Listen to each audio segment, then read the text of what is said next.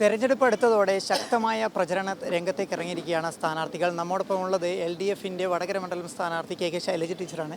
ടീച്ചറെ, പങ്കെടുക്കുന്നിടത്തൊക്കെ വലിയ ജനാവലിയാണ്. എങ്ങനെയാണ് നമ്മുടെ ഒരു ആത്മവിശ്വാസം? അതെ, അത് ഉറപ്പാണ്. വടകരയിൽ വലിയ ഭൂരിപക്ഷത്തിന് ഇടതുപക്ഷ ജനാധിപത്യ മുന്നണി വിജയിക്കും.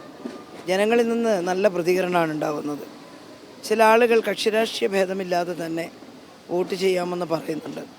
അവർ കാണുന്നത് നാടിൻ്റെ സുരക്ഷിതത്വവും വടകര മണ്ഡലത്തിൻ്റെ വികസനമൊക്കെയാണ്. അതിന് ഉതകുന്ന രീതിയിൽ ജനങ്ങളിൽ നിന്ന് പ്രതികരണം ഉണ്ടാവുന്നു എന്ന് കാണുന്നതിൽ സന്തോഷമുണ്ട്. ഇനി കുറച്ച് സമയം മാത്രമേ ഉള്ളൂ, അതായത് ഒരു ആഴ്ചകൾ മാത്രമേ ഉള്ളൂ. എല്ലായിടത്തും എത്താനൊക്കെ സാധിക്കുന്നുണ്ടോ? എങ്ങനെയാണ്? കുറച്ച് സമയമല്ല, ഒരു മാസക്കാലമുണ്ട്. കാരണം ഒരു മാസം കഴിഞ്ഞു ഞങ്ങൾ പ്രചരണത്തിന് ഇറങ്ങിയിട്ട്. മിക്കവാറും എല്ലാ മേഖലയിലും എത്തിക്കഴിഞ്ഞു. എന്നാലും ഒരു പാർലമെൻറ്റ് മണ്ഡലമാണ്, അതിവിസ്തൃതമായ പ്രദേശമാണ്. എത്തിച്ചേരാൻ ബാക്കിയുള്ള പ്രദേശങ്ങളിൽ ഇനിയുള്ള ദിവസങ്ങളിൽ എത്തിച്ചേരാൻ പരിശ്രമിക്കുകയാണ്.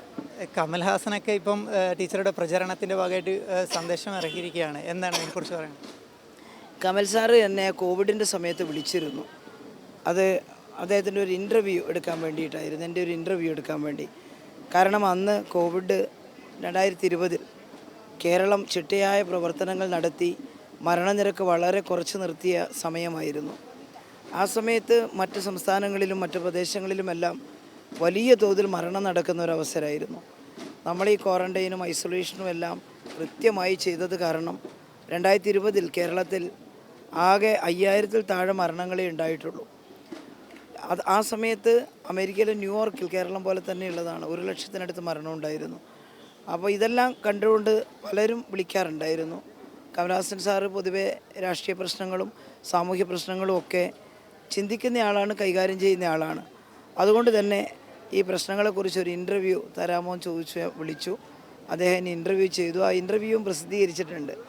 മലയാളത്തിലും തമിഴിലും ഒക്കെ ആയിട്ടാണ് അദ്ദേഹം, പകുതി ഇംഗ്ലീഷിലും ഒക്കെ ആയിട്ടാണ് ചെയ്തത്.